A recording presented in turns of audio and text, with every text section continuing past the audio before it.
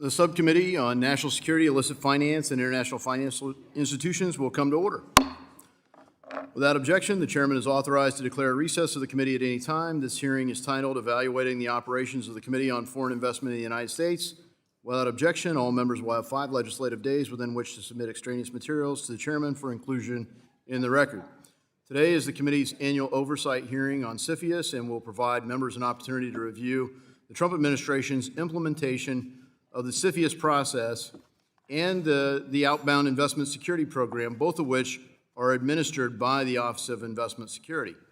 The United States is the world's top destination for foreign direct investment, with over $5.7 trillion in total investment so far and trillions of dollars of new commitments during this President Trump's current term. Our open investment environment makes this possible, which is why successive presidents have reaffirmed its importance. In fact, foreign direct investment accounts for 10% or more of jobs, while foreign firms employ around 25% of all manufacturing workers, making investment critical to the well-being of Americans across the country. Established in 1975 under the Department of Treasury, CFIUS seeks to preserve this open investment environment while ensuring that the very openness does not become a weapon our adversaries could use against us. The 2018 Foreign Investment Risk Review Modernization Act, otherwise known as FIRMA, expanded its jurisdiction to include non-controlling investments in critical technologies, infrastructure, and sensitive personal data. CFIUS must rigorously scrutinize foreign investments from any source that could undermine our technology, agriculture, energy sectors, and more, while enabling beneficial investments and inflows that do strengthen our economy.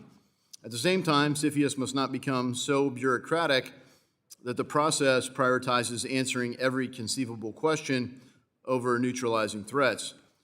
So with this in mind, I want to commend President Trump both for his America First investment policy, which reiterates his commitment to welcoming foreign investment, as well as his tireless efforts to secure trillions in new investment in our country.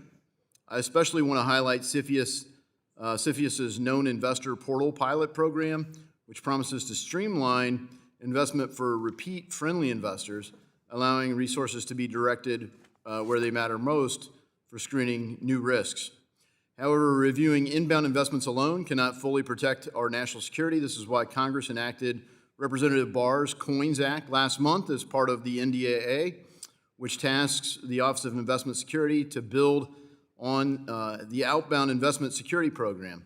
Now that this legislation has become law, it falls on this committee to ensure that it is implemented in a targeted and thoughtful manner, while ensuring that American capital does not support military industrial bases of our adversaries, particularly the People's Republic of China. As Treasury writes an updated outbound investment rule, it's imperative that it's clear, streamlined framework so that it can ensure American investors can comply without overly burdensome bureaucratic obstacles that halts our financial sector. As the world becomes more complex and interconnected, OIS must ensure that U.S. national security is protected both to inbound and in outbound investment fronts. And ensuring that our processes are efficient and effective means investment screening must be transparent and clear for our friends and fellow citizens to comply with, and difficult for our adversaries to exploit. This is our task today. I yield back, and I now recognize the ranking member for her remarks.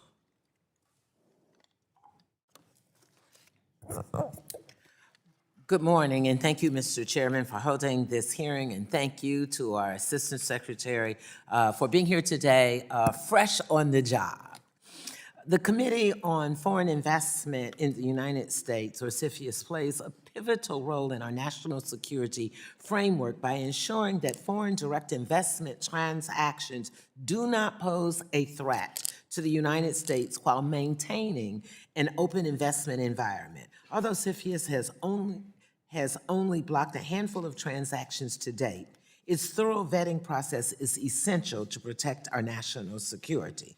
The businesses that participate in that process rely on its clear and fair rules. Unfortunately, Under President Trump, the CFIUS review process has become unpredictable and turned into a political tool used to punish his opponents while enriching himself, his family, and his billionaire friends. We saw this with TikTok, where he exploited tangible security concerns for personal and political leverage. We saw this with the Nippon Steel U.S. Steel deal, where he inserted his own name and operational controls into the new company's articles of incorporation. And since taking office, we've seen it with his crypto ventures involving foreign actors that have increased his personal net worth by billions. This repeated and blatant abuse of power does not make America safer. It only creates confusion for businesses, it scares investors, and weakens our ability to compete with adversaries like China. Every member of this subcommittee should be concerned about the president's activities and the national security risks they create, particularly on the heels of last summer's hearing where we all agreed on the importance of a clean investment security process. We must preserve the integrity of CFIUS and ensure our national security tools remain protected and well-resourced. That includes reinstating the bipartisan-supported Corporate Transparency Act rule to help national security programs like CFIUS combat anonymous shell companies used to obscure the true ownership and control beyond covered transactions. This administration and some of my colleagues across the aisle are determined to undercut this bipartisan law, which will only make it harder for CFIUS, the outbound security program, financial institutions, and national security agencies to properly assess national security risks. And certainly we are here because of the very nature of the name of this committee, that we are committed and obligated to protect our national securities. And lastly, politics has no place in matters of national securities, and Democrats will continue to resist efforts that would either undercut CFIUS or distort its purpose. Since our last hearing on investment security, the Comprehensive Outbound Investment National Security, or as we refer to, COINS Act, was signed into law, codifying the expanding and outbound investment program. So welcome, and we'll be watching the implementations of this law closely. I look forward to learning more about our investment security framework and operating and exploring ways that we can strengthen it. Thank you again for being here, and thank you, Mr. Chairman, for holding this committee, and I yield back. Thank the ranking member. I now recognize the chairman of the full committee, Mr. Hill, for 1 minute for an opening statement. Thank you, Chairman Davidson, and welcome, Secretary Pilkington. We're glad to have you today. Congratulations. CFIUS plays a critical role in safeguarding the national security while also fostering, here in the United States, an open investment climate. Today, we're examining how its expanded authority under FIRMA impacts U.S. investment in emergency security challenges. CFIUS continues to evolve to address national security threats from abroad. At the same time, CFIUS's narrow mission supports the confidence investors have in the openness and integrity of the U.S. economy. As with any national security program, ongoing oversight and evaluation of CFIUS's effectiveness are essential duties for the members of Congress and particularly this committee. Our discussion will focus on evaluating CFIUS's role in protecting national security while upholding that open investment climate. CFIUS has earned bipartisan support by sticking to this mission. It does not and must not allow itself to become a tool for industrial policy and partisan agendas. I thank the witness for being here today, and I look forward to our discussion. I yield back. Thank you, Chairman. Today, we welcome the testimony of the Honorable Chris Pilkington, Assistant Secretary for Investment Security at the U.S. Department of Treasury. Assistant Secretary Pilkington, thank you for taking time to be here today. Congratulations on your confirmation. You'll be recognized for 5 minutes to give an oral presentation of your written testimony. Without objection, your written statement will be made part of the record. Assistant Secretary Pilkington, you are now recognized. Good morning, Chairman Hill, Chairman Davidson, Ranking Member Beatty, and members of the subcommittee. Thank you for inviting me here to testify today to provide an update on the Committee on Foreign Investment in the United States. I come before you today having been sworn in as the Assistant Treasury Secretary for Investment Security just over a week ago on January 5th. But while I am new to this role, CFIUS is currently celebrating its 50th anniversary, and I humbly accept this important charge to safeguard our country's national security while ensuring that America continues to be the world's greatest destination for investment. In his America First investment policy, President Trump committed to maintaining a strong and open investment environment coupled with critical national security protections. The President's tireless work on behalf of the American people is driving trillions of dollars of investment commitments into America, bolstering our superior commercial innovations and technologies, creating jobs, building communities, and providing opportunities for many Americans. As I'm sure you are all aware, the CFIUS annual report to Congress provides a more comprehensive picture of the committee's work, so I'd like to use my statement here to share just some of the key program goals for 2026. First and foremost, CFIUS's core priority remains assessing and addressing any national security risks that arise from transactions that fall within its jurisdiction. By evaluating these potential threats from adversarial actors, the committee's many interagency participants, including subject matter experts, law enforcement, and the intelligence community, serve as important gatekeepers to protect our homeland. The commitment to this guiding principle must always lead the committee's work. Second, process efficiencies and stakeholder communication will be an important part of CFIUS. While the national security risk assessments must be thorough and dependable and will always serve as the touchstone of the program, we understand that unnecessary delays and overburdensome procedures can potentially reduce investment and limit the opportunity for job creation and local economic impact. In this spirit, as set forth in the America First investment policy, President Trump directed CFIUS to create an expedited fast-track process to facilitate greater investment from allies and partners, which we are now piloting as the Known Investor Program. This is the first iteration of a program that will seek to collect detailed information from foreign investors in advance of potential transactions so we can maximize administrative efficiencies while still adhering to the integrity of process, including robust due diligence and tailored actions where necessary to protect national security. We intend to build upon this pilot over the course of this year and look forward to working with relevant parties to ensure its success.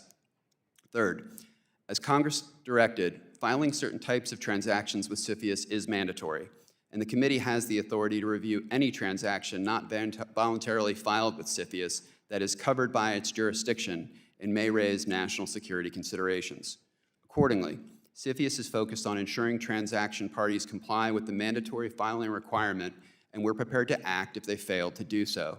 When in doubt, we encourage parties to engage proactively with CFIUS and utilize the committee as a resource in these circumstances, as addressing national security risks is typically easier for all parties involved before a transaction is closed than after. Fourth, building on the benefits of foreign investment, which include increased jobs, wages, research and development, exports, and many more, in line with CFIUS's mandates to educate the business community and strengthen national security, we want to work with industry to better understand their supply chain and vendor needs so we can work with interagency partners such as Select USA, the U.S. Small Business Administration, and the Department of War's Office for Industrial-Based Policy, as well as the private sector, to better inform their deployment of capital to build secure and resilient sources of supply right here in the United States. Fifth, as Congress set forth in the Foreign Investment Risk Modernization Act in 2018, CFIUS will continue to actively work with allies and partners on their own investment security programs. This engagement to date has led to the establishment and enhancement of dozens of investment screening mechanisms around the world and will remain an important part, an important tool as this administration engages the global community on critical economic and national security issues. This work will be coupled with the insights of our growing team of subject matter experts, scientists, and engineers to ensure we stay ahead of global technology trends and potential threats. CFIUS will continue to review the committee's processes, practices, and authorities to ensure that we are well equipped to address existing and evolving threats that can accompany foreign investment while preserving the United States' strong and open investment environment. Thank you again for inviting me to appear today, and I look forward to your questions. Thank you. We'll now turn to member questions, and I recognize myself for 5 minutes. I support President Trump's February national security presidential memorandum, which makes clear that the United States can and must encourage foreign investment while rigorously protecting our own national security. The memorandum reaffirms a core principle of America's economic leadership. We remain open for business to our allies and trusted partners, but we will not allow adversaries to exploit our openness to undermine our technological edge, our supply chains, or our overwhelming military superiority. That balance, speed for trusted investors, scrutiny for adversaries, is essential if we want the United States to remain the world's top destination for investment while keeping our national security front and center. And I hope that we grow our friends, grow our allies, and diminish our enemies in this process. But with the surge of commitments in foreign direct investment, efficiency becomes even more important. So in May, CFIUS launched the Known Investor Portal. Mr. Secretary, how will you and your team ensure that information collected by the portal actually expedites reviews without becoming just another bureaucratic process? Mr. Chairman, thank you for that question. And I wholeheartedly agree with you that predictability, durability, and efficiency of the process is absolutely critical. The Known Investor Program, which is tied back to the fast track concept in the America First investment policy, is currently under pilot. We are in the process of gathering information and learning new information to ensure that that process is as efficient as it possibly can be. In fact, we are going to be releasing soon a request for information from the public as well to get a sense from a whole variety of stakeholders so we can ensure that we're accounting for all of that. Under my leadership, it will not be just another bureaucratic exercise. The purpose of this exercise is to get as much data as possible so that as we conduct our national security reviews, we can have a very good understanding of the parties that we're conducting transactions with and their intentions. Thank you so much. In CFIUS's annual report for 2024, it states that the committee, quote, identified and considered thousands of potential non-notified transactions. Do you know how CFIUS calculated the thousands number, and are you satisfied with the number of voluntary filings you received? I think the concern is there a type of transaction that's not where you're not being notified at CFIUS? So what steps can Congress do to shore that up, or what are your concerns as you come into this role? Thank you for the question. As I alluded to in my opening statement, we can't conduct national security reviews of transactions that we don't know about. So non-notified transactions are going to be a priority for this administration. There's various sources that we can identify these through: open source activities, referrals, intelligence community, law enforcement. But one of the things that I intend to do is be able to travel and share some information about CFIUS and the program writ large with the communities and with the country so that we can inform folks, so we can get more information about non-notifieds. The important thing to recognize about non-notified transactions, as I said in my earlier statement, is if we find out about them, then we can work with the parties to see if there is a way to get to mitigation or get to a potential transaction. Yeah, thank you. And as we look forward to the challenge of looking at outbound screening as well, one of the concerns is even on the current inbound process, it seems like every year it gets more complex and less transparent, and sometimes takes longer. So to what extent is Treasury playing kind of quality control and making sure these are relevant questions? And at some level, they kind of have to be unique to the situation, even if it's a known investor. This particular investment is got its own criteria to some extent. How do you get, I guess, efficient at operating that? Because that's, I think, a concern a lot of folks in industry have, is that it's inconsistent or not a very efficient process. Thank you very much for the question. While I've just been in the office for about a week, I already have a big whiteboard in my office that says process, process, process. And I want to make sure that we are minimizing the inefficiencies in the process and hearing from the public and the stakeholders to ensure that the information that we're asking for is certainly consistent with what we need to make this decision. We engage very closely with the intelligence community, law enforcement, and of course the other committee members to make sure the information that we're gathering is useful to them. So I think that will be sort of an ever-growing process. But once again, I take your point that efficiency is critical for the predictability of these transactions. Thank you so much. I now recognize the gentlewoman from Ohio, Ms. Beatty, who's the ranking member of the subcommittee. Thank you, Mr. Chairman, and again, thank you to our witness. In September, President Trump signed an executive order announcing the formal start of the Trump Gold Card Visa program, whereby individuals and corporations can fast-track their U.S. residency process by making a financial contribution to the United States. How are investments related to these so-called golden visas being reviewed by CFIUS for national security implications? And describe in detail what is being done on this issue, please. Ranking Member Beatty, thank you very much for the question, and I appreciate you having me before the committee today. As you are aware, there is CFIUS confidentiality across any cases that may or may not be part of the committee's jurisdiction or under review. So I can't speak to any particular matter. The visa that you're referencing is being overseen by the Commerce Department, so I certainly could refer you to them. But for your awareness, and I'm sure as you know, commerce is a very important part of the committee. And so on any issues that they're overseeing, we'll be working closely with them, and that information will also be shared with the rest of the committee so they can help us identify any national security risks regardless of the matter before them. Okay, so you don't have anything to do with that at all? Is that what you're basically saying? And I can check with Commerce to see what they would have to say. I certainly understand and appreciate that, but I can't speak to any. You can't tell me if you matter. have something to do with it or not? That's a yes or no. I understand your point about you can't go into detail, but you could say yes or no that you have something to do with it in your authority or not. So is that a no? Because I'm going to research it more, and I think there might be something that you are looking at, but I'll accept your yes or no.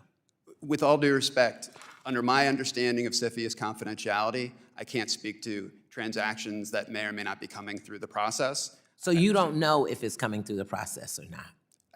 I can't speak to anything with respect to I'm not asking you to speak about it. I'm simply asking you in your role, is this something that could or would come through your process? That's not violating any confidentiality. I'm not asking you to address talking about it, just if you have any belief or knowledge that it could or may come through you. That's a simple yes or no. I take that as you're not going to answer it. Let me go to my second question.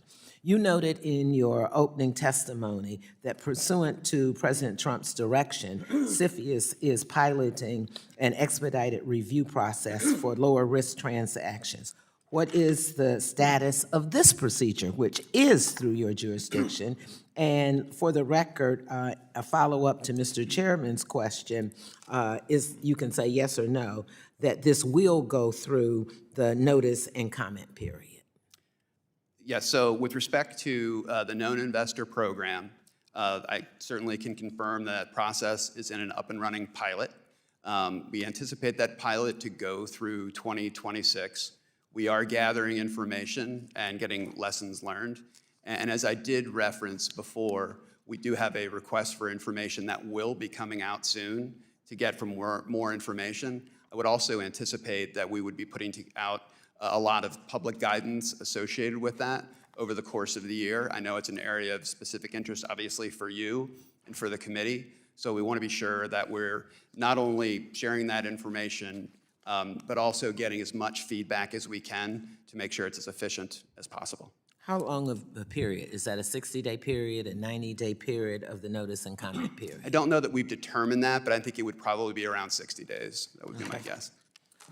Also, the Foreign Investment Risk Review Modernization Act mandates that CFIUS coordinate with allies and partners in information sharing and investment screening efforts. Is CFIUS doing this, and in what ways could the committee improve those efforts? Could you repeat the question? I'm sorry, the door just opened. And I couldn't hear you. No worries. The Foreign Investment Risk Review Modernization Act mandates that CFIUS coordinate with our allies and partners in information sharing and investment screening efforts. Is CFIUS doing this, and in what ways could the committee improve those efforts? Thank you very much for the question, and thank you for repeating it. No worries.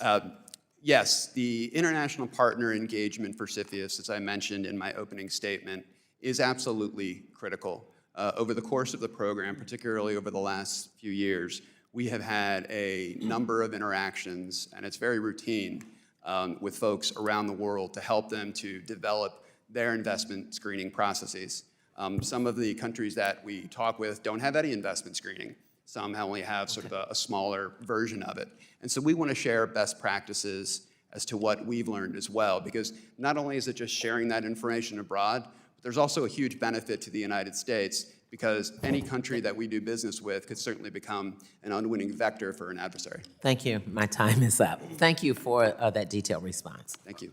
I thank the ranking member. I now recognize the gentleman from Arkansas, Mr. Hill, who is the chairman of the full committee, for 5 minutes. Thanks, Chairman Davidson, and again, welcome, Mr. Secretary. We heard in opening comments about not wanting to undercut CFIUS's important role due to politicization, but I think many believe that President Biden politicized the CFIUS process when he rejected Nippon Steel's acquisition of U.S. Steel. In my view, this abuse undermined the national security function of CFIUS and called into question the credibility of the process. I'm glad to see in the last few months that the Trump administration has reversed that decision, and that you've mentioned in your opening statement the importance of the integrity of the system. Can you tell me what steps Treasury has taken to undo that damage and return CFIUS to its impartial national security role? Thank you very much for the question, Mr. Chairman. So obviously Congress has established a very clear process. And as I mentioned in my opening, CFIUS is celebrating its 50th anniversary, and obviously the laws have been updated over the years, including most recently with FIRMA and now the COINS Act that we have from the NDAA. And it's been a key principle that when we look at a transaction, the entire committee, so you've got experts from all the different agencies looking at these transactions to determine what the potential national security risks are. And those national security risks are a whole host of different things. And I know we spent a lot of time talking about technology and data, and obviously those are some of the large ones. But when we go through the process, we move from the area of identifying the risks to looking at what the potential mitigation strategies or controls will be. It's a standard enterprise risk management process that I've taught in academia prior to this.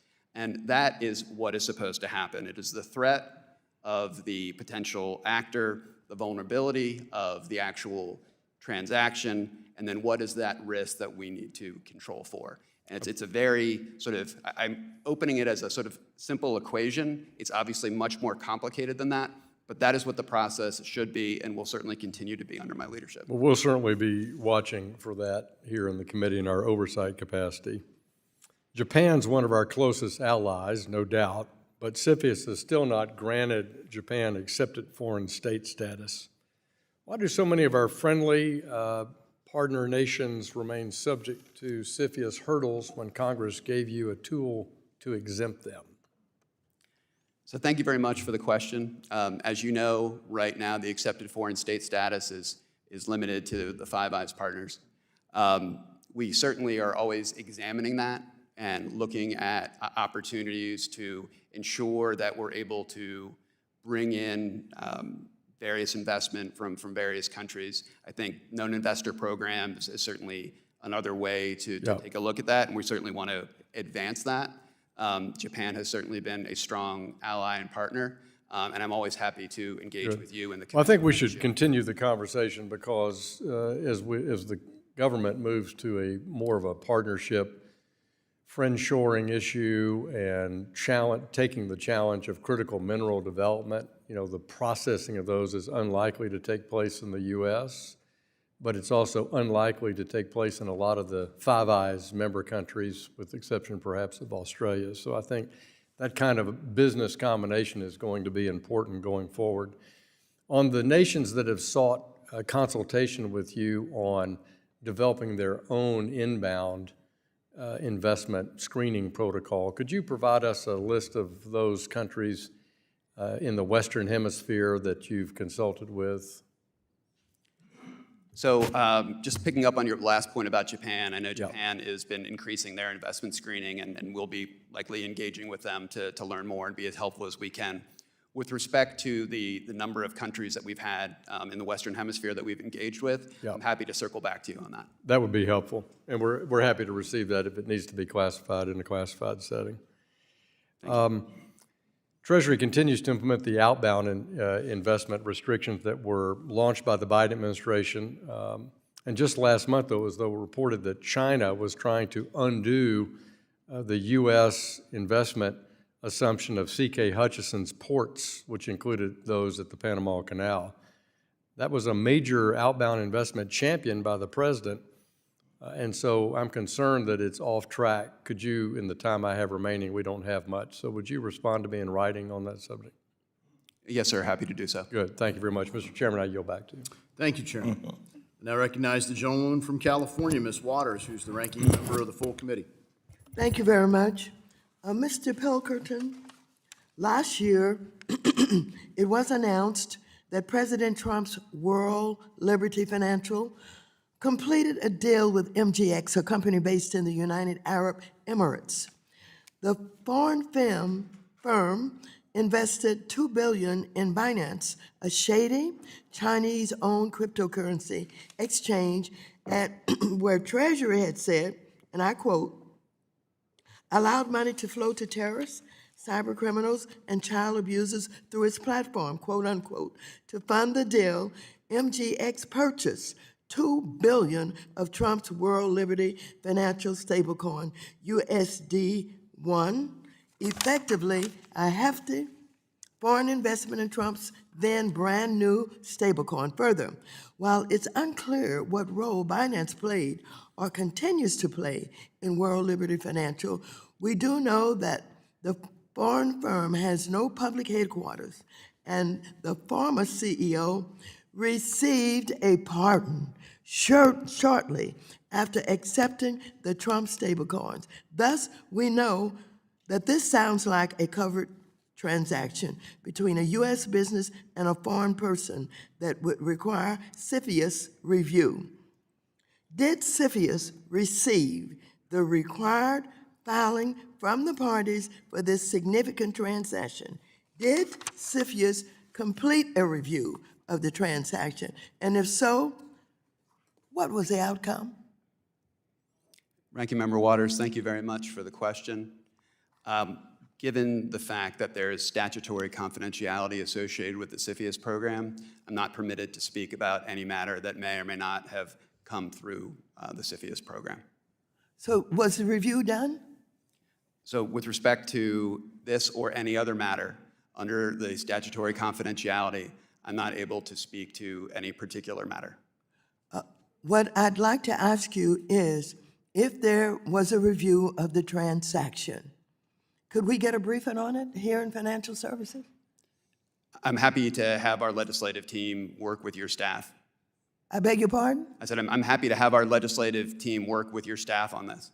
You will have them do the review, give us the briefing? I will certainly ask my legislative team to engage with your staff on this matter. Who has the authority to make sure that they do it? You said you would ask. What if you get a no? I will talk to my legislative team, and I will certainly have them engage with your staff on this matter. You will do that. I absolutely will speak. Let to the record record such. Thank you so very much. Thank you, ma'am. I have another question I'd like to ask you at this point. If I can just identify where that question is. I thank you for being here. As you know, Congress passed the outbound investment legislation in the most recent National Defense Authorization Act, NDAA. It included language that provided exemptions that limit the coverage of passive U.S. financial investments in Chinese technology firms and sectors. This is despite numerous studies, for example, from the Morgan Stanley, the U.S.-China Economic and Security Review Commission, and the Coalition for a Prosperous America that show that U.S. firms have billions passively invested in Chinese companies, including Chinese military industrial complex companies. Thus, how does Treasury access whether U.S. funds, particularly retirement funds, such as those managing public sector pensions for teachers, first responders, and other American workers, are being invested, unbeknownst to the individual Americans, in companies that support adversarial governments or their defense sectors? Thank you very much for the question. The outbound program is something, as you know, that is relatively new over the course of the last year. Treasury has issued regulations around this, but given the fact that there are certainly other ongoing questions, we also have a number of frequently asked questions that are on the website. And now we have the COINS Act that will be able to regulate and administer, and we would anticipate that that would be a new regulatory regime. In other words, new rules will be written, and that will certainly go through the notice and comment process. I think the most important thing, maybe gets at the core of your question, is that people have a level of predictability when they're making investments, and there's very clear guidelines, particularly around the national security risks that you highlight and you mention. So when we look at China, when we look at some of the other nations that are identified in the COINS Act, those are areas that we'll be looking at very closely, and we'll continue to get information out there to the public and work with this committee. The gentleman's time has expired. Thank you. Yield back. Thank you. The gentleman from Oklahoma, Mr. Lucas, who is also the chairman of the Task Force on Monetary Policy, is now recognized for 5 minutes. Thank you, Mr. Chairman, and thank you to our witness, the Assistant Secretary, for being here today. The topics you deal with are some that I've been concerned about for the better part of a decade. Specifically, the issue of ownership of key agricultural equities like land and infrastructure by foreign adversaries has continued to raise alarm bells across the country. That's why I introduced the Bipartisan Agricultural Risk Review Act to add the Secretary of Agriculture as a permanent member of CFIUS for any transaction relating to the ag industry, and require CFIUS to initiate reviews of threats notified by USDA. Our annual appropriation bills have recognized the need for this language, but we must cement this practice into law. Mr. Secretary, USDA has committed to working across agencies to ensure sensitive ag equities aren't controlled by foreign adversaries. Can you provide Treasury's perspective? How does CFIUS benefit from the Secretary of Agriculture's input? And would it be helpful for the Secretary to be a permanent member for transactions related to ag? Congressman, thank you very much for that question. So under the Consolidated Appropriations Act, the USDA Secretary is a member of the Committee for Ag-related transactions. And I can tell you that Secretary Rollins is in the room for those conversations. Her staff is very engaged. Deputy Secretary Vaden, I've met with both of them and spent time with them because I know this is an incredibly important issue to them, as it is to Secretary Besant. In fact, Secretary Besant and Secretary Rollins signed a memorandum of understanding last year to enhance focus on agricultural land, biotech transactions, transportation, storage, and processing.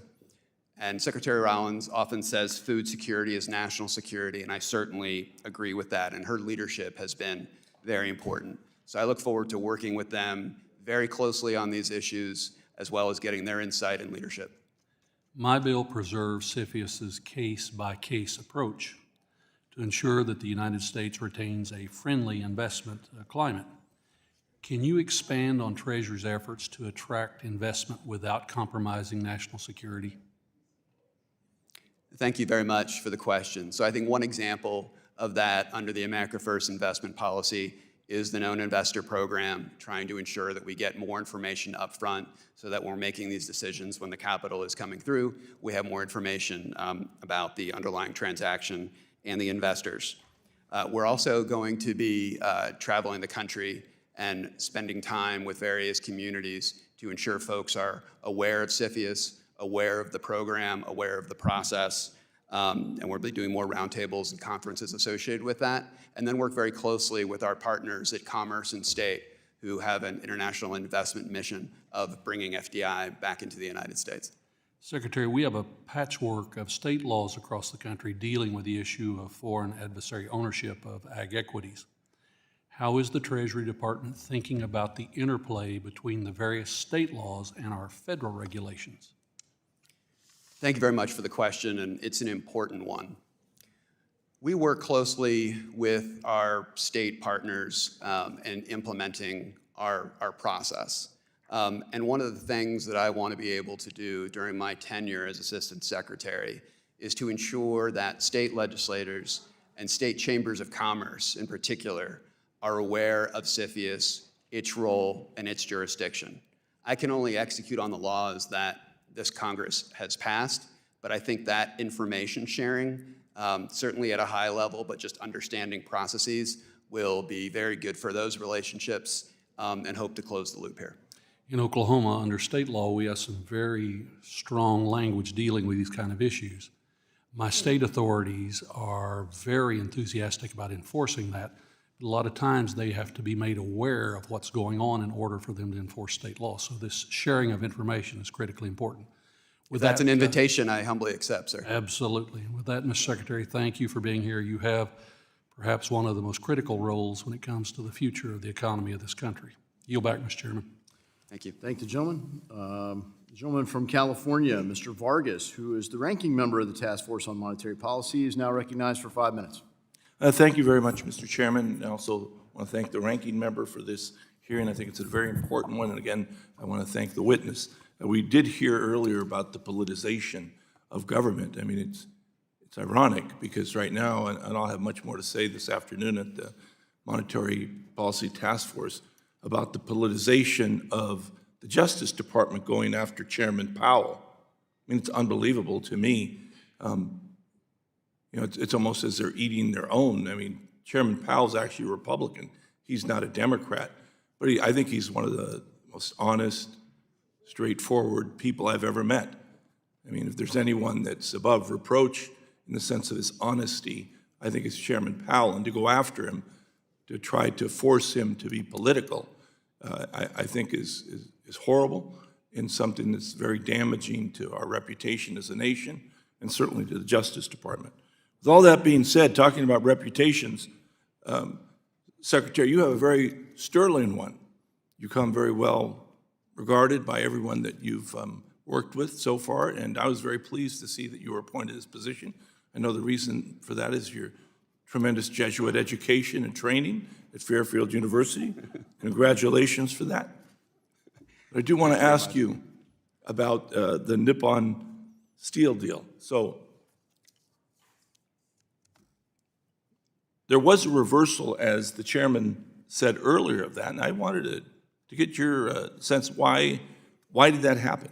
Was there politics involved in the overturning of that decision?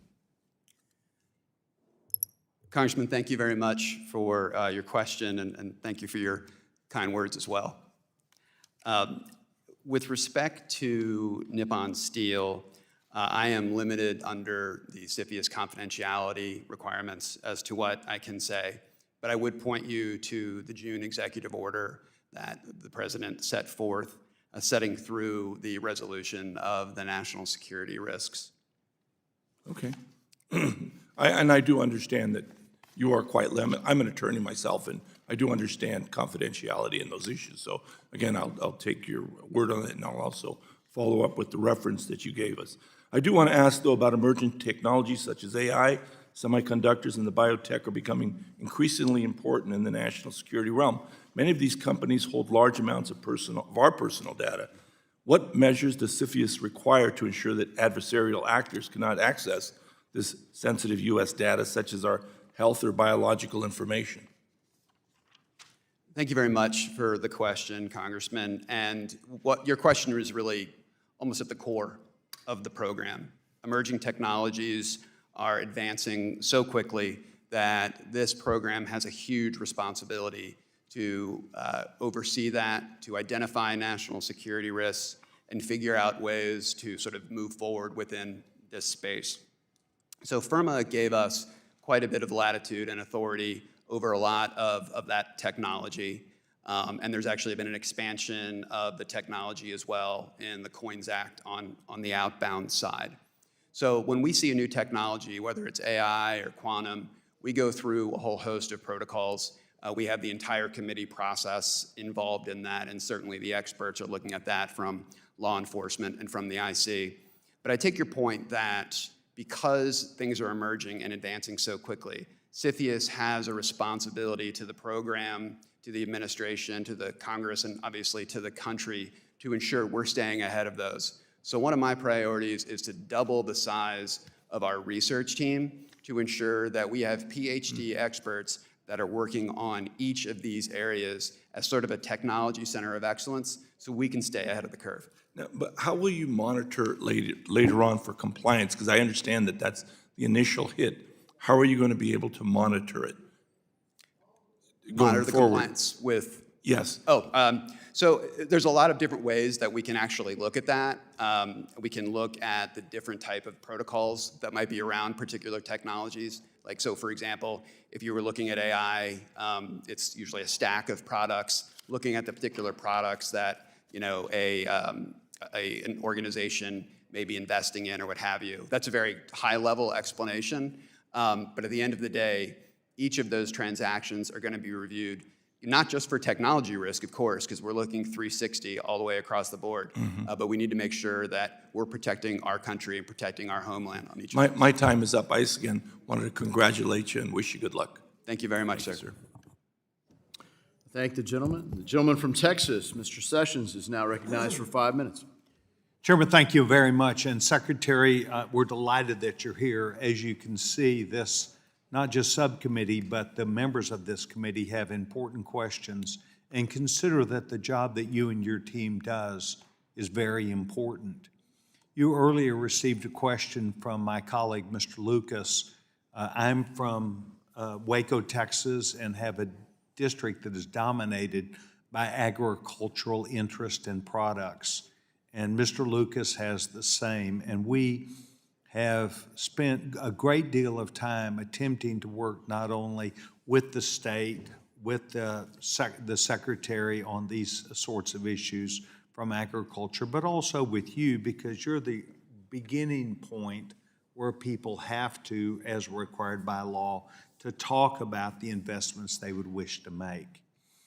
We have, both Frank and I, and I'm sure most members have come to find out that there were some perhaps intended consequences, perhaps unintended consequences about decisions that have been made about foreign ownership of companies and contracts and properties that maybe one would not have seen altogether, except the Chinese or these entities effectively used our capitalist system to go and acquire a number of things. In other words, when they made an investment, they kept going inside our system. Do you track those when someone comes and makes an investment and you decide, well, it looks benign, it looks legitimate, but then they then use our system to go and buy more property, more land, more product? So thank you very much for the question. The transactions that come through CFIUS are certainly tracked, and when folks come through for additional transactions, that information is obviously reviewed and certainly updated. So, Secretary, you're suggesting to me that you continue to track them, and they would be required under the law, even though they were originally allowed under the requirements to make a purchase. You're saying that then anytime they further make an investment, that is required under the law? So I want to be clear, just to go back to what I said, because I just want to make sure I'm absolutely crystal clear on this. When someone comes through on a transaction, there is underlying due diligence conducted on that person or company or what have you. And then if they come through again, then that information is certainly updated, included, and there's information from the intelligence community and law enforcement to support that. With respect to your particular question, I'm certainly happy to engage deeper with you in a different setting. I would ask that that take place, because I think that that sets in place something that we by and large have not on this side been looking at and tracking, but at some point we figure out. So I'm very available. Mr. Lucas and I are very available, and we would be very pleased to establish that. But I think that this is important for us to understand that when a benign transaction comes in or something we think is benign, that we still understand that. And so I want to thank you. I think I have an additional question, but it is very germane to the question I was asking, so I will wait. If you would please have someone in your organization get in touch with me, I would like to set this up and then ask those questions that are better offline. I want to thank you and your team for the service to this country. Mr. Chairman, I yield back my time. Thank you, Mr. Sessions. The gentleman from Illinois, Mr. Caston, is now recognized for 5 minutes. Thank you for joining us today, Mr. Pilkerton. Thank you, Mr. Chairman. So CFIUS' authority is granted by Congress is to negotiate, impose, and enforce any national security agreement to mitigate the risks associated with any particular transactions. Looking at your website today, it's essentially what your website says is your role. Do you agree that's the basic scope of CFIUS? Yes, sir. Yeah. So I ask that because I want to follow up on your exchange with Mr. Vargas about the Nippon Steel, U.S. Steel deal. And I want to just focus on public information. I'm not trying to get you into any confidential things you can't disclose. Trump reversed Biden's decision to block the proposed deal between U.S. Steel and Nippon Steel, and he allowed the transaction to proceed on the condition that the parties enter into a national security agreement.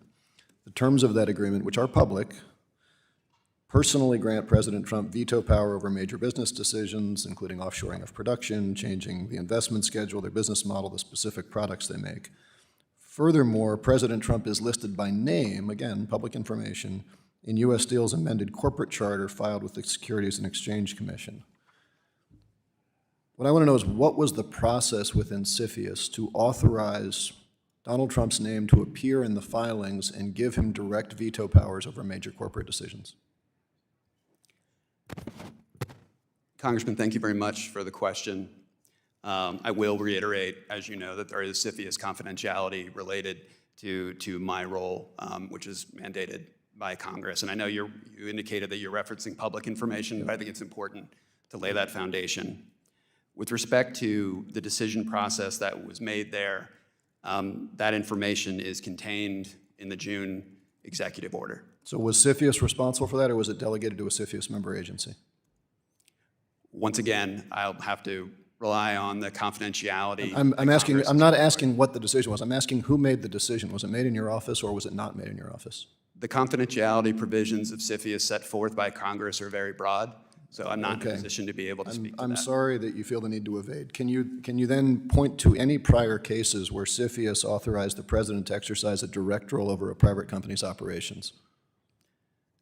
So in my role, having been in this role for about a week, once again, can't speak to any particular case. So over the entire history of CFIUS. What I would like to say, if I may, is that as part of mitigation agreements, there are, from time to time, veto rights on certain types of things. Well, that but occur. So let's it's be not- clear, the president as an individual is named. I'm asking if there's any precedent for that in the history of CFIUS. Because according to Stephen Heifetz, former CFIUS attorney, he said that this is unprecedented. Do you disagree with Mr. Heifetz? Without seeing the actual document that you're talking about, I can't speak to that. But I will just say that there is a CFIUS confidentiality component here, and I'm unable to speak. Okay, is CFIUS considering any other agreements that have these golden share provisions? So with respect to the statutory confidentiality that's required, I'm unable to speak to any particular matters that are going So through or not going for through all the we know, you're and you can't say that they are not looking to commingle the personal interests of President Trump and the interests of private sector economies. You can't affirmatively say that's not happening. Sir, that's not what I said. I cannot asked, speak to are there any other golden share agreements where President Trump would be named and would be named in SEC filings that you are reviewing?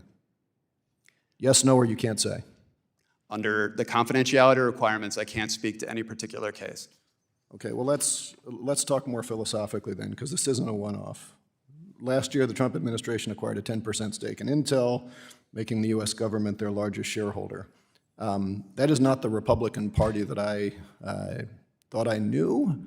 I think when the government takes control of private entities, it's called socialism.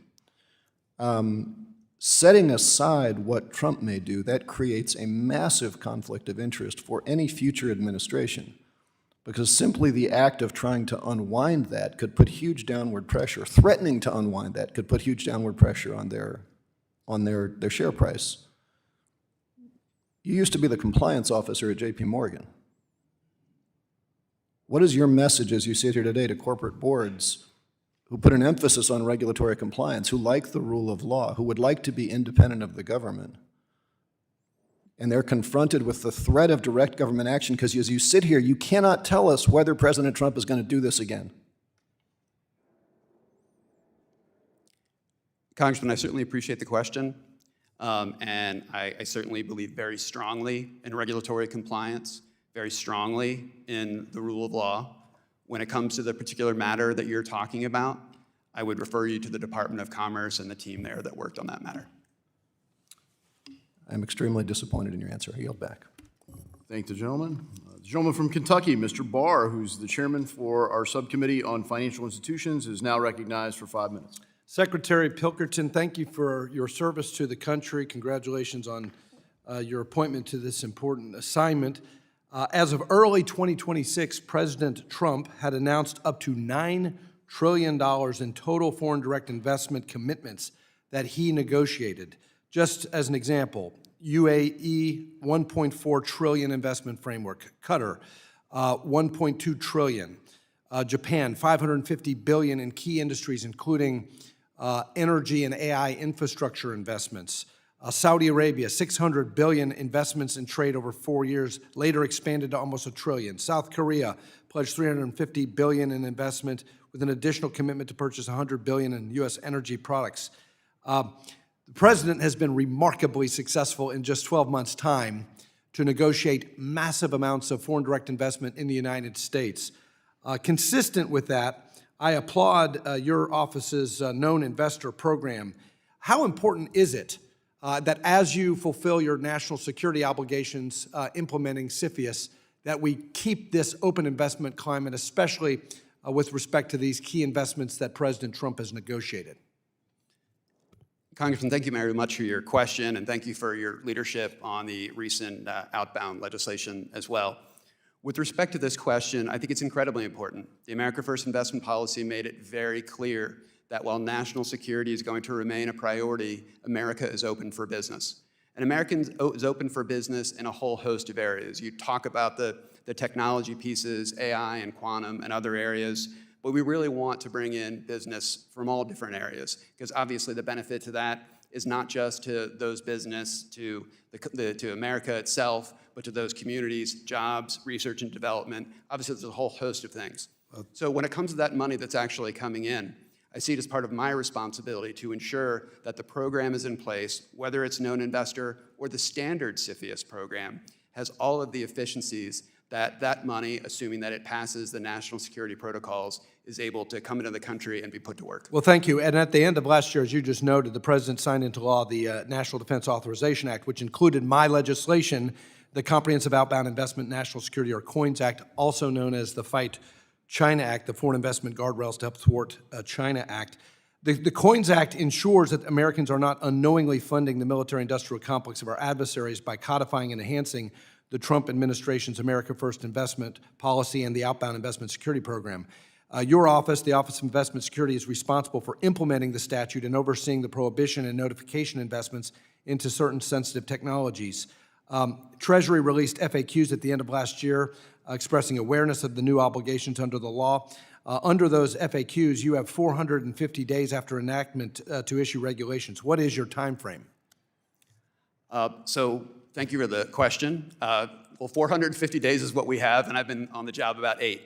But I have met with the team, and we are looking at that very closely. As I mentioned before, the regulatory process for this will be full notice and comment. Of course, there will be overlap from the regs that are in place. But based on your leadership and the work of folks around this committee, there are new components to this program, including new technologies. I've got So we'll be getting a lot of information out Let there. me just move on real quick. The sanctions title and the list coordination provisions are administered by OFAC. You have the notification and prohibitions on sensitive technologies piece. How will you collaborate with OFAC on implementation of coins? So with respect to that language, we are examining that very closely. We coordinate with OFAC in our day-to-day work, as you know, and we'll continue to do that closely through this process. Thank you. Meta is currently trying to acquire Singapore-based Chinese-founded Manus, an artificial intelligence startup. Earlier this year, BlackRock backed the acquisition of key ports in the Panama Canal. Both of these acquisitions are examples of outbound investments that actually promote U.S. national security and competitiveness. Fortunately, Section 8521 of the NDAA includes a national interest exemption that states, quote, the Secretary is authorized to exempt from prohibition any activity determined by the President to be in the national interest of the United States. While I recognize Treasury still needs to go through rulemaking, do you agree that there are national security benefits of certain outbound investments, and will you aim to be certain that the program is designed properly so we don't inhibit outbound investments that advance our national security? I certainly agree with that, Congressman. I think that there are certain investments that obviously we have to assess everything for national security concern, as you know. But if there are investments that pass muster on those and present opportunities and provide benefits to the American people, once again, with the national security constraints in mind, then I think there's certainly a lot of benefit to that. I've run out of time, but our intention in this bill was red light, green light. We embedded in the process a process for non-binding feedback to investors so that they're given certainty and clarity about what's permitted and what's prohibited. Not a question, just a commentary on legislative intent here. We hope you provide investors with that red light, green light. Thank you. I yield back. Thank you, Mr. Barr. The gentleman from Illinois, Dr. Foster, who's also the ranking member of the Financial Institutions Subcommittee, is recognized for 5 minutes. Thank you, Mr. Chair and Assistant Secretary Pilkington. At the core of CFIUS's work is it's being able to understand who the beneficial owner of a covered transaction is and whether they or their affiliates have interests that run counter to the security of our country. And this work requires significant due diligence that I believe was undermined by this administration's move to gut the Corporate Transparency Act, which aimed to crack down on anonymous shell companies that conceal the true beneficiaries of businesses operating in the United States. Now, identifying the interests of businesses is going to become more difficult and more important with advances in artificial intelligence, and specifically agentic AI, which is coming at us fast and is going to really dominate the next decade in financial services, has become a primary concern of mine. We're going to, we've grown tolerant of the use of shell companies to conceal ownership within limits. But historically, there's always been a human in the loop somewhere down the line. And now we're going to have money flying around under the control of AI agents, signing contracts, doing deals at the speed of AI. And so other countries are looking at this, and we're starting to see international work developing the standards for communications and conversations and contracts between AI agents. And every country, every advanced country except the United States has an understanding that when my agent contacts your agent, they will exchange information about who the legally traceable human is that's responsible for that agent's actions. And so how is this going to work if the answer you get back, well, I'm an agent and I'm working for an anonymous shell corporation and I'm not going to tell you who's behind it? Isn't that going to just make the United States not a player in this new ecosystem? How do you intend to handle that problem? Thank you very much for the question, Congressman.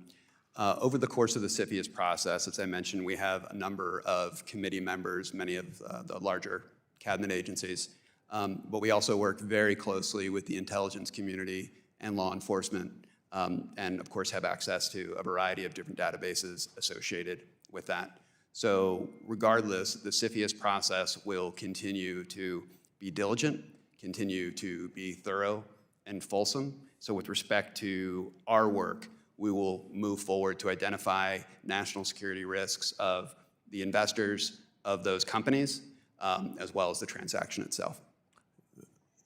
But how is that even going to work in real time? If someone from EU and Korea or Japan wants to engage in an agenic transaction, they get out their cell phone and they say, here is my legally traceable identity, and you do your biometric login, and they present a secure digital ID that every citizen of the EU is going to have, I think, by the end of this year. Every citizen of the UK, every citizen of Korea and Japan have had for more than a decade, I believe. And so we don't have that. What we have is a hodgepodge of a handful of states that are getting mobile ID, digital driver's licenses, and that's the best we have. And so as a result, it seems like we're really going to not be able to play in the next stage of development, because no one is going to trust any agent that's unwilling to say, here is the legally traceable human behind the deal I'm offering you. And so I urge you to have a look at this and try to get ahead of the curve on this whole operation, because it's going to be important, and it will be a huge, it'll be a competitive disadvantage to the United States if we don't have a way of actually understanding, who authorized some agent and who is going to take responsibility for that agent's action, because this is going to be the dominant activity in financial services.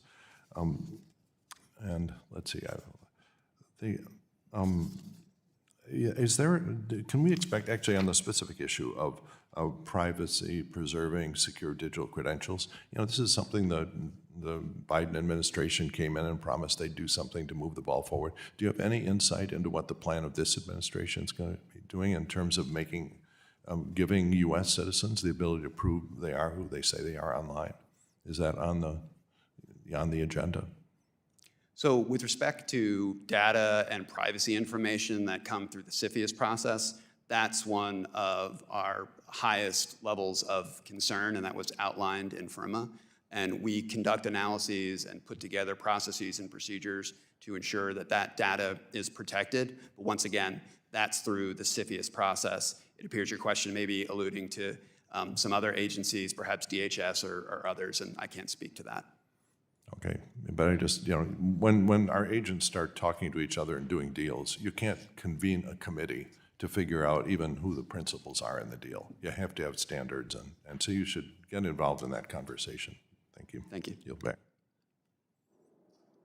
Thanks, Mr. Foster. The gentleman from Texas, Mr. Williams, who's also the chairman of the Small Business Committee, is now recognized for 5 minutes.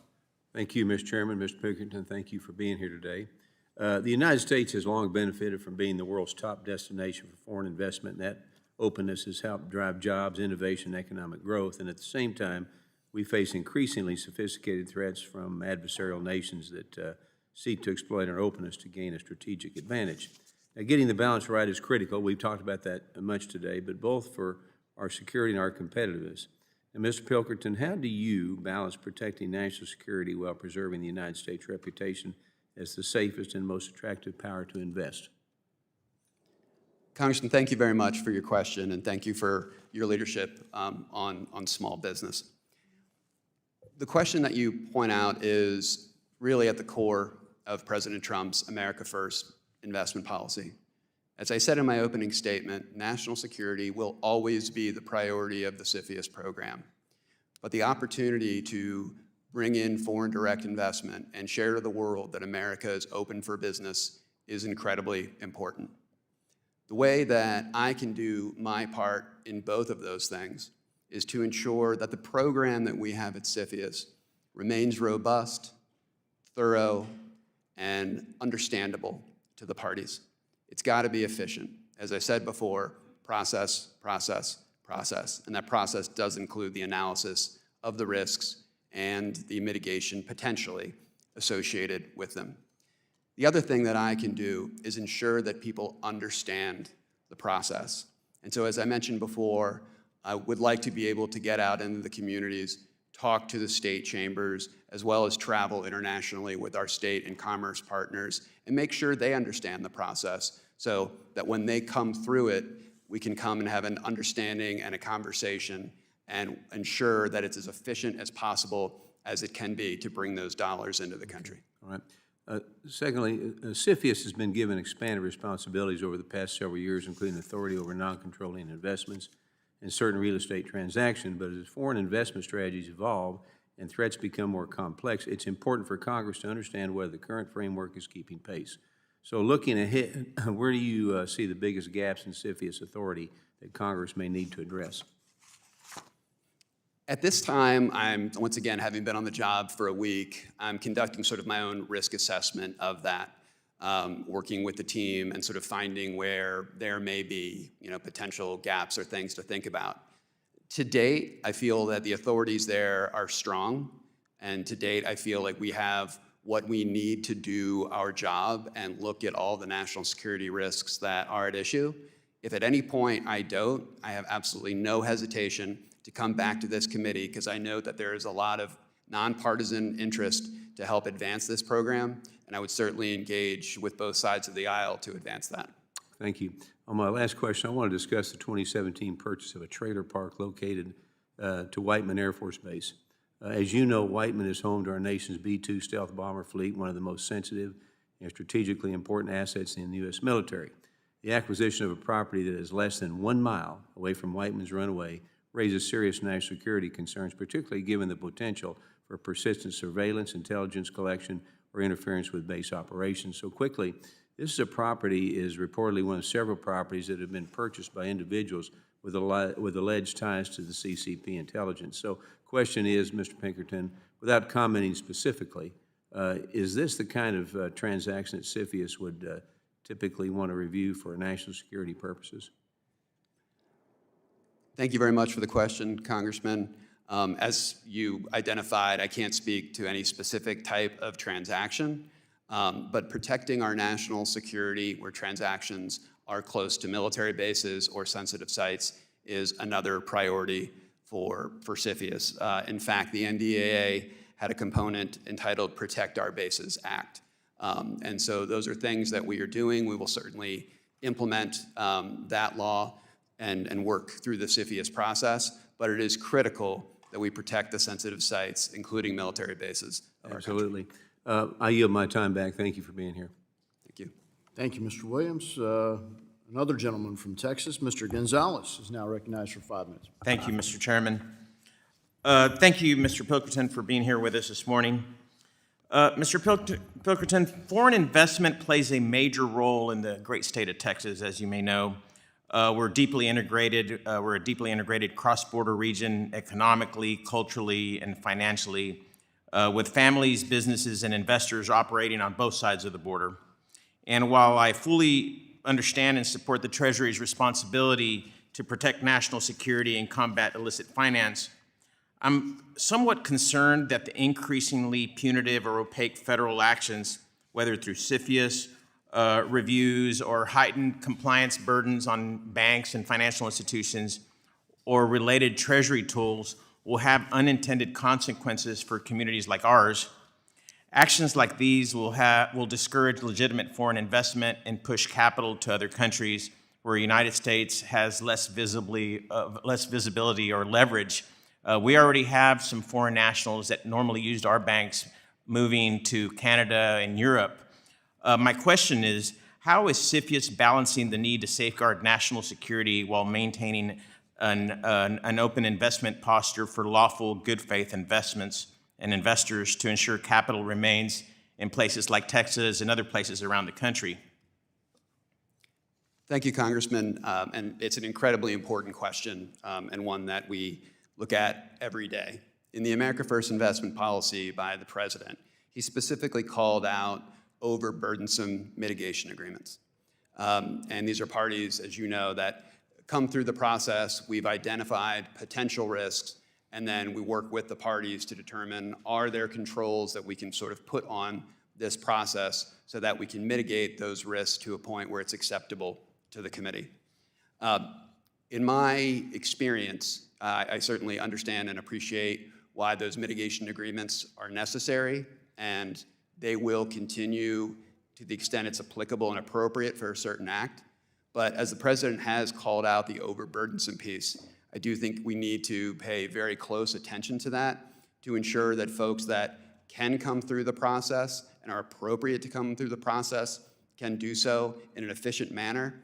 And not just that the process works, but that they're aware of that, right? Because to your point, I want them to be able to take a look at the United States and land in the United States and sort of understand the process, which is one of the reasons that I want to travel. My concern now is we have banks actually closing foreign deposits, closing the accounts because of the overburdensome policies that have come from this administration and prior. But we need to, I mean, Chase, which is one of the larger banks, just closed, hundreds or thousands of accounts in South Texas from foreign nationals just because they just couldn't deal with the compliance. And these were good, legitimate, solid depositors that had been banking in the United States for a long time. And we're losing them to Canada and Europe and other countries around the world. So I'll be candid, actions taken by this administration make it difficult for me to trust that the current strategy is actually supporting investment and economic stability in border regions. I'd like to ask you to please take a close look at this because it's hurting states like Texas and other places, and it's not in the interest of our country. But what specific steps are being taken to ensure, I know you're saying y'all are doing something, what specific steps are being taken to ensure that heightened scrutiny for certain jurisdictions like border states does not inadvertently penalize communities like ours and continue to promote commerce and foreign deposit in American banks? Are y'all doing something strategically targeted for this purpose? So I would like to make the distinction between sort of a CFIUS transaction and then perhaps the regulatory rules around these that are overseen, certainly by the Treasury Department in coordination with the OCC and others. But those are done in our Office of Domestic Finance. But I'm happy to engage with them and certainly would point you to them as well. We don't oversee some of these issues. Secondly, we're seeing a real strategic competition playing out in Latin America, particularly as BRICS countries continue to expand their economic footprint across the region. Even after the United States supported a bailout package for Argentina, we saw Argentina deepen its economic ties with China by exporting soybeans and other commodities there, signaling an alignment with BRIC and undermining American interests. That should be a warning sign for all of us. If our investments posture is perceived as unpredictable or overly restricted or disconnected from regional realities, we risk losing influence, not because we lack capital, but because we lack a coherent strategy that aligns security, economic growth, and partnership. How is this administration integrating its inbound and outbound investment strategies to ensure the U.S. remains the preferred partner in the region, especially for our farmers that are getting killed, just with tariffs and complications and lack of labor? Are we doing something to improve those conditions? I would just ask that response be in writing. The gentleman's time has expired. Thank you. Thank you, gentlemen. The gentlewoman from California, Ms. Kim, is now recognized for 5 minutes. Thank you, Chairman Davison and Ranking Member Beatty, for holding today's hearing. And to you, our witness, thank you very much for joining us. While China's investment in U.S. agricultural land has garnered much congressional attention, I'd like to first focus on second-class of property purchases, that is, greenfield investments. These are parcels of land that are meant for real estate or industrial manufacturing development, and those greenfield investments near military installations and sensitive sites fall squarely under CFIUS jurisdiction. And in successive reports like U.S.-China Economic Security Review Commission, it has stressed the need to review those investments. So, Mr. Pilkington, what is CFIUS procedure for determining which greenfield investments the committee review, both in terms of jurisdiction and in terms of substance? Congresswoman, thank you very much for that question. CFIUS has jurisdiction over certain greenfield investments via its real estate authority with the purchase and sale of, and leasing rather, of land areas. We are looking at that question very closely. There is some international information around greenfield investments, and we are assessing that to make a determination as to what our authorities would look like in that space to balance the national security risks as well as the open investment posture of the country. Because China's economic threat has arrived in the mainstream only in recent years, I imagine the United States has neglected the opportunity to evaluate myriad of foreign investments. This leads me to believe that there is substantial time frame for which greenfield investments have not been accounted. Do you believe that there is a reasonable time frame to look back and conduct CFIUS greenfield review that balances both staff resources and national security? So for transactions that come through CFIUS and have been cleared, they have a certain safe harbor from re-review. That having been said, there can be renegotiation of mitigation agreements and things if there are changed circumstances. But I think to your question, as we look at this greenfield space, we'll be looking to perhaps examine it more closely. But I think another point that you make that's inherent in the question is the idea of non-notified transactions. So if there are transactions that we would have jurisdiction over, so if there are certain technology transactions that may have started or what have you, that's something that the administration is very, very focused on. Can you tell me in the last year how many greenfield investments CFIUS has looked into? I don't have that number handy, but I'm happy to get back to you on that. Okay, well, let's shift gear beyond greenfield investments. I'd like to discuss the implications of Chinese acquisitions of companies that have the potential to damage American interests under CFIUS jurisdiction. Like last year, Epic, it's an education software company that recently declared bankruptcy. That was acquired by a Chinese holding company, TAL Education Group.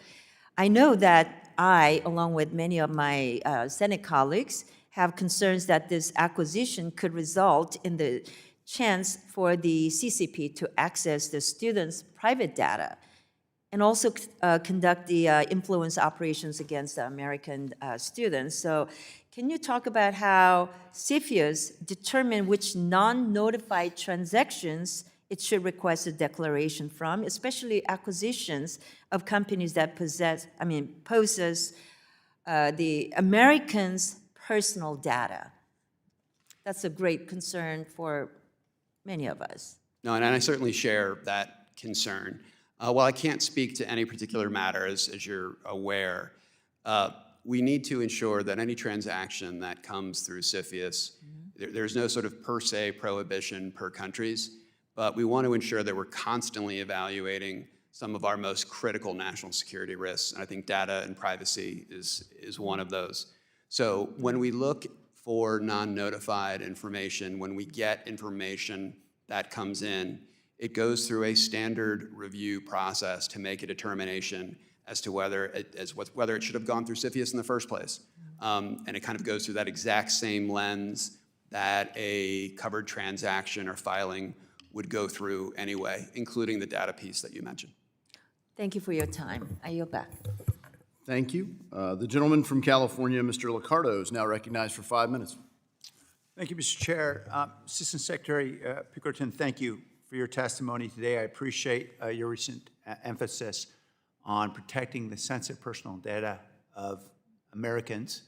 I think CFIUS was prescient and correct in identifying, for example, TikTok and the implicit control of the Chinese government of sensitive personal data of millions of Americans as a potential threat to national security. I know you can't talk about specific cases, but I'm guessing you would also agree that that was a sensible thing for CFIUS to be doing.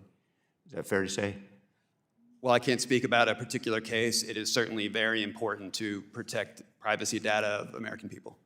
In the statutory language that describes CFIUS scope and jurisdiction, describes a focus on any investment by a foreign person in any unaffiliated United States business that, I'm using ellipses periods here to get to the chase, that maintains or collects sensitive personal data of U.S. citizens that may be exploited in a manner that threatens national security. Does that sound familiar?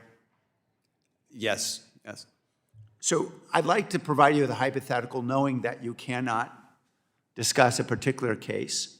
And I guess before I get there, I understand it is standard practice for you and your staff to engage in confidential briefings with members of Congress, members of this committee, about individual cases. Is that fair? There's certainly been a history of that in the past, yes. Okay, you can probably tell I'm building toward that request. I'd like to provide you with a hypothetical. I want you to imagine a conglomerate media company that had the sensitive personal data of more than 100 million Americans, including what you all know is typically collected by many media or online companies around location information, viewing habits, page views, personal financial data, credit cards, et cetera. I want you to imagine that conglomerate also had the ability to use its technology and its outlets to communicate instantly with hundreds of millions of Americans, and that there was a proposed purchase of that American media conglomerate by a group of investors. And among those investors were some foreign entities, including sovereign wealth funds. Now, in the abstract, assuming nothing more, that you knew nothing more, that might be something that would get on CFIUS's radar. Is that fair to say? Congressman, thank you very much for the question. And I certainly appreciate that this scenario is a hypothetical. If there is any scenario that potentially could include national security risks that the CFIUS program would have jurisdiction over, and under FIRMA components of that, maybe data privacy, that would certainly be something that potentially could be under consideration. I appreciate that, because I'll push the hypothetical a little further and offer that this sovereign wealth fund was controlled by an autocratic ruler that would be investing tens of billions of dollars in equity in this proposed takeover. That autocratic ruler directed the brutal killing of a foreign journalist who worked for an American newspaper in 2018, according to the United States intelligence reports that were published. That autocratic ruler and his nation spies on activists, journalists, and foreign entities using technological tools like Pegasus and Predator, according to independent international reports, various NGOs. And that ruler engaged in a pattern of what Facebook reported to be, quote, coordinated inauthentic behavior in 2019, when Facebook took down 350 of its phony accounts that were used in a mass disinformation campaign to manipulate public behavior. Would any of those kinds of facts be the kinds of facts that would be relevant in consideration of CFIUS exerting its review and perhaps intervention? Sir, any transaction that comes through CFIUS, we do make an assessment of the parties of the transaction, their history, any other underlying national security risks. So without speaking to any particular scenario, that would be something that would be standard in any transaction that we would see that we would have jurisdiction over. You might have already suspected I'm referring that particular ruler as Mohammed bin Salman, the head of Saudi Arabia, and obviously they have a sovereign wealth fund that is involved in this proposed takeover of a very important media property in the United States, Warner Brothers Discovery. It's part of the Paramount deal. I know this is far from anywhere near a finish line. I would like to request a confidential briefing of this matter and CFIUS's role. And I have today submitted a letter to the CEO of Paramount, who's involved in that potential takeover, urging them to voluntarily submit to CFIUS and your review, because I think it's a matter of national security. Would you be willing to grant the request for a meeting? Once again, with respect to confidentiality, I am unable to confirm whether any transaction is or is not part of the CFIUS portfolio, so I'd like to be clear about that. But secondly, I'm happy to have the legislative team at Treasury engage with your staff. Thank you very much, sir. I yield. Thank the gentleman. Gentleman from Tennessee, Mr. Ogles, is now recognized for 5 minutes. Thank you, Mr. Chairman. And if I may, one of our colleagues from the other side, criticized the Trump administration and their 10% stake in Intel, without mentioning the strategic value what role that may play in national security. And so I want to look backwards to an obvious example of precedent. So if you go to late 2008 and 2009, you had the Troubled Asset Relief Program, affectionately known as TARP, where the Treasury took stake in multiple corporations at a time of economic difficulty because it was of strategic value, both from an economic but a national security standpoint. So, for example, General Motors, $50 billion, which was at that time about a 60.8% stake in the company in equities. Chrysler was $12 billion, which was later sold to Fiat, which was a 9.9% stake.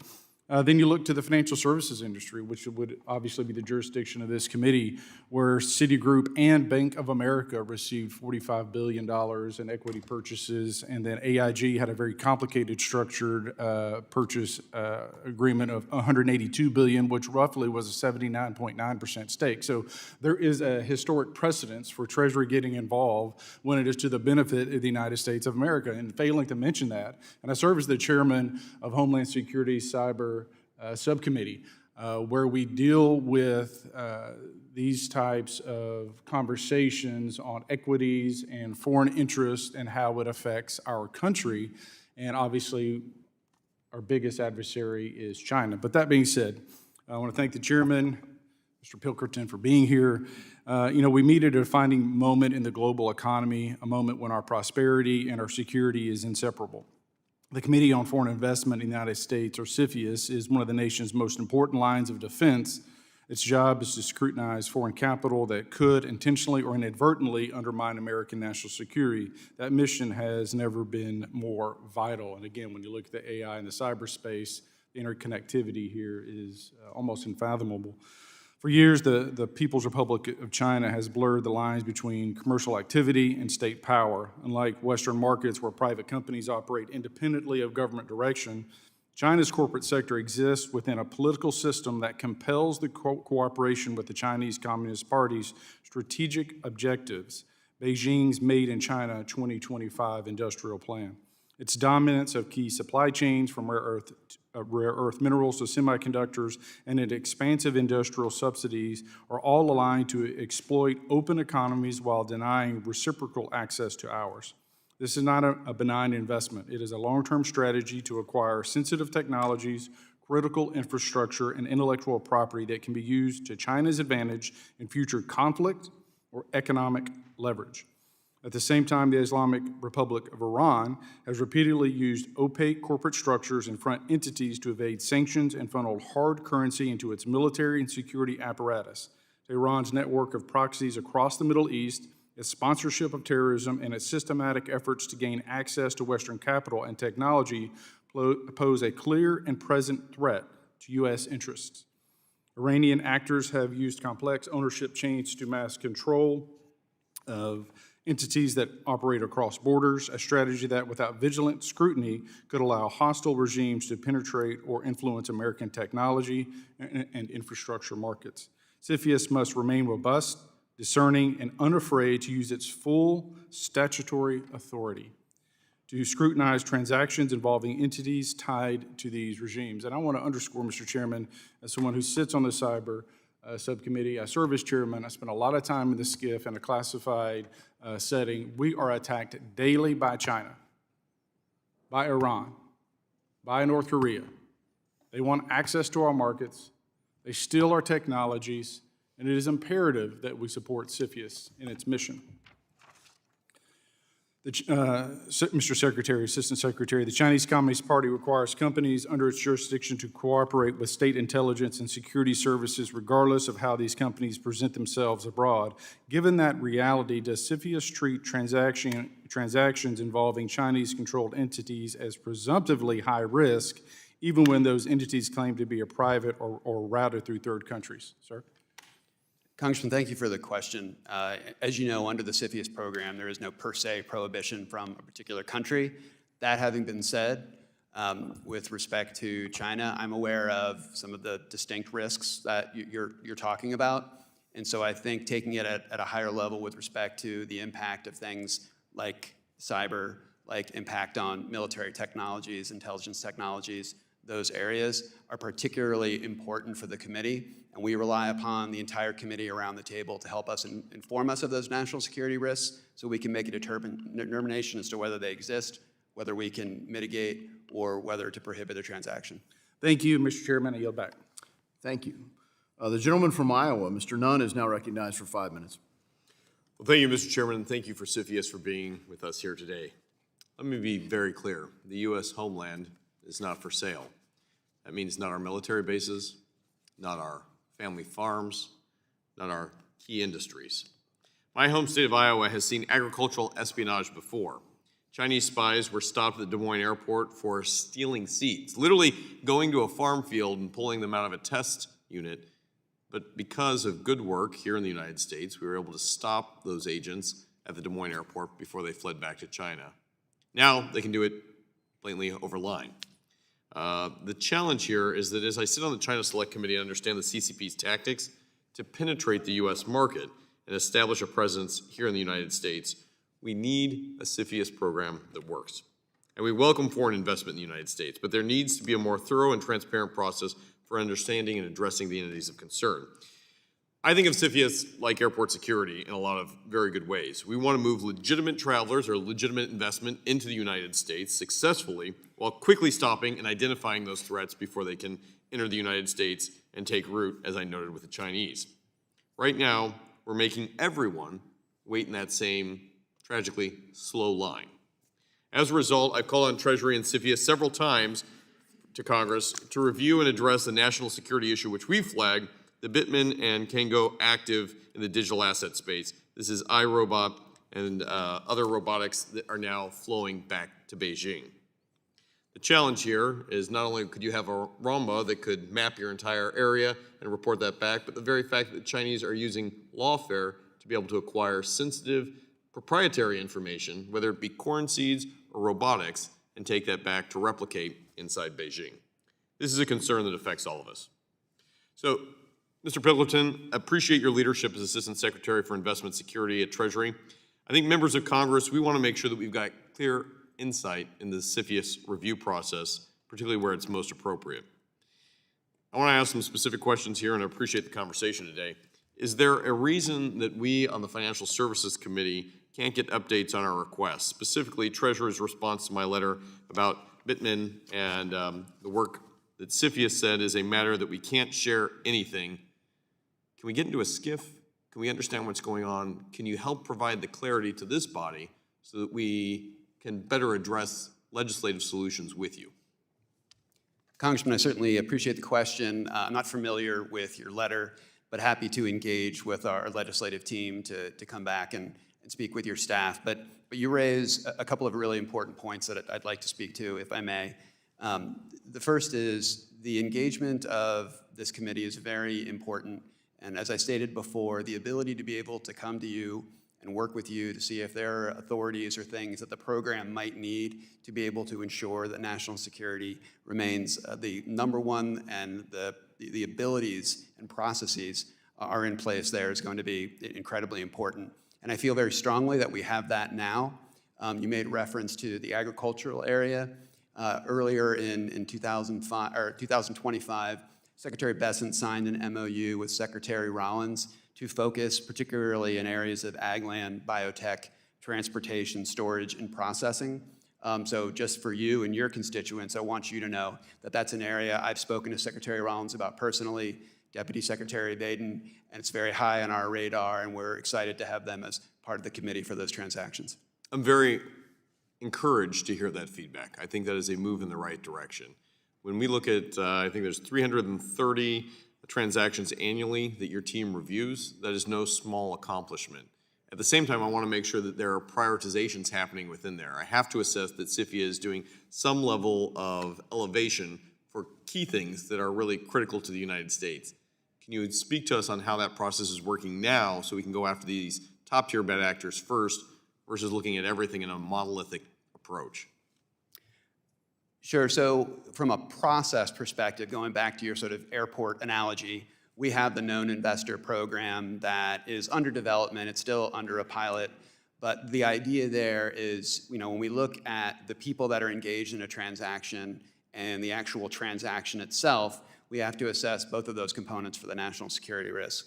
Our hope and goal is that under the known investor program, we'll be able to get a better understanding of the parties from as much information as we can get now. That will continually be updated, as you would imagine, but that process will be as efficient as possible. We have a very... I'd like to make sure that we not only encourage this pilot program, but those who want to invest do have a clean, safe pathway to do it, and those who are dangerous are prioritized at the top. This is something we should be working on together. Thank you, Mr. Chair. Thanks, Mr. Nunn. The gentleman from Texas, Mr. Green, is now recognized for 5 minutes. Thank you, Mr. Chairman. Mr. Chairman, Ranking Member, I have in my hand a bill styled the Preemption of Real Property Discrimination Act.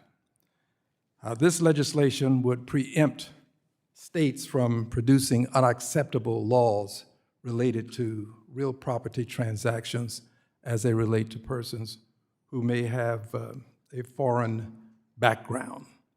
I'll say more about that at some other time. What's important to say is this.